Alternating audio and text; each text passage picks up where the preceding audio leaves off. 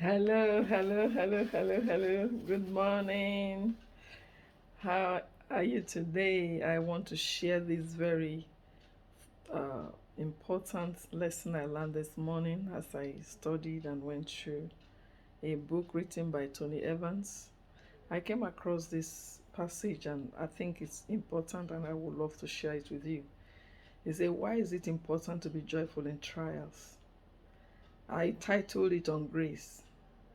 Because if you aren't, then a root of bitterness can spring up and spoil your work with Christ. When that happens, you lose the provision of grace, which is God's fuel supply to take you through everything He may give you. God gives greater grace in trials, but you nullify that grace when you react with anger or bitterness to your trial. Jesus, for example, did not enjoy the pain of crucifixion. In fact, he prayed to the Father if he can accomplish redemption through another means.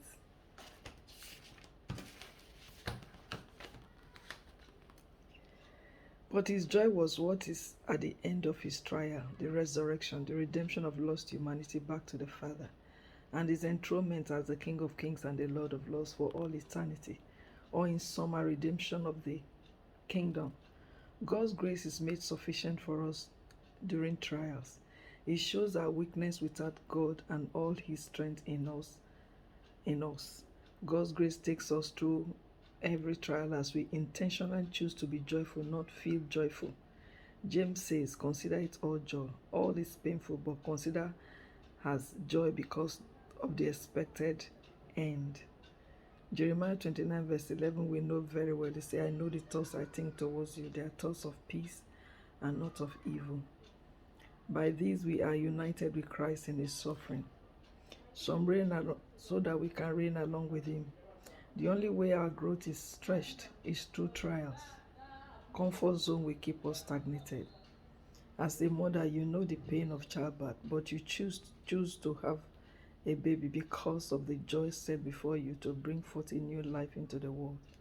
There's a joyful result of Christ-likeness coming our way when we endure suffering. By and large, I said on grace, it simply says that for every trial that God allows you and I to pass through, he gives us the grace to pass through it. If we understand that we have grace to pass through every trial, we will not be discouraged. This morning, I want to encourage you. I don't know what kind of trial you're going through.